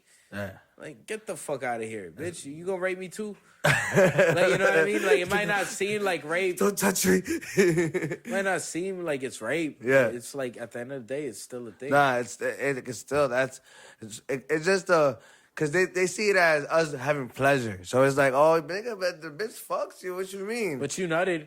But it's like, nah, but you understand that if the situation would have went any other way, where you would have pushed her off and she would have assumed that she would have said that you were raping her or she had a baby or she had a disease, then it's like, damn, I didn't want this and she inflicted herself onto me. You know what I'm saying? And it's like that's fucked up, bro. At the same level, but the women don't see that because it's looked upon as pleasure. Yeah, I had a couple. That's kind of like what I was saying the other day. I had a girl, she wanted to have sex with me. Yeah. I said, "Nah, I'm good. I'm tired." Yeah. And she got offended because most men would jump at the opportunity of having any type of chance with any type of woman. Yeah. But the fact that I had some type of self-control, I was like, nah, I'm fucking tired. I'm not going to fucking do something I don't want to do just for the simple fact that you want to do it. Right. Like, you're not my girl. If you're my girl, okay, I'll give you some lazy dick. Mm-hmm. Like, just because I owe you that. Right. Like, I have a responsibility to you. I don't have no responsibility to some funky bitch who live fucking in the same town. Fuck you. This nigga be rejecting bitches all 2022. It's like, no more. We will not stand for this no more. Yo, I'm gonna have like American banners behind us, like that. Yeah, I feel you, Mo. I feel you, bro.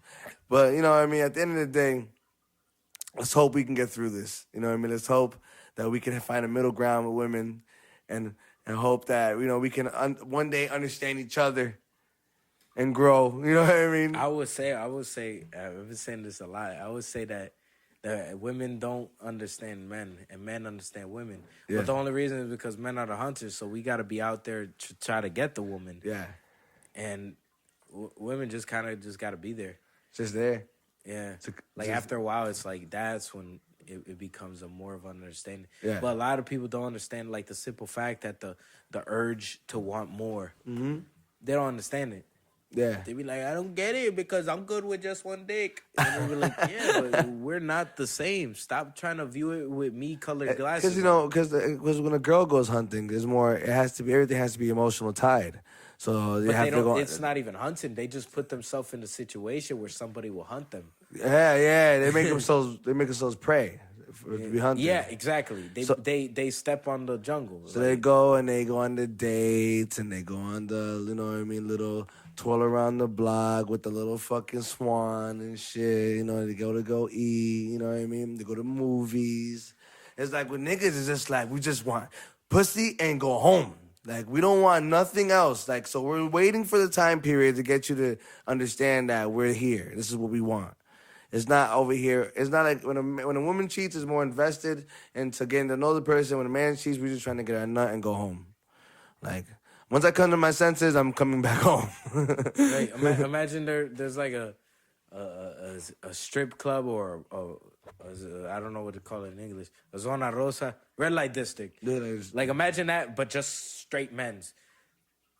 That's like a fantasy. It probably does happen, but most of the time it's gay men. There's probably a bunch of male hookers out there, but it's with gay men and old fucking crusty women. Oh damn. Yeah, when you see it happen in every single town I've went to, or in every single city in every single country, Yeah. there's a red light district. Yeah. Where it's just pussyopolis, pussy everywhere. Pussyopolis.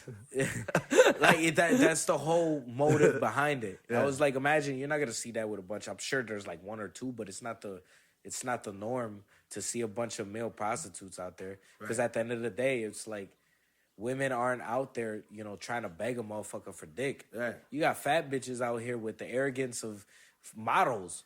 You be like, how do you have you're lucky I'm speaking to you. the audacity. And you have the nerve to fucking, like, disqualify me?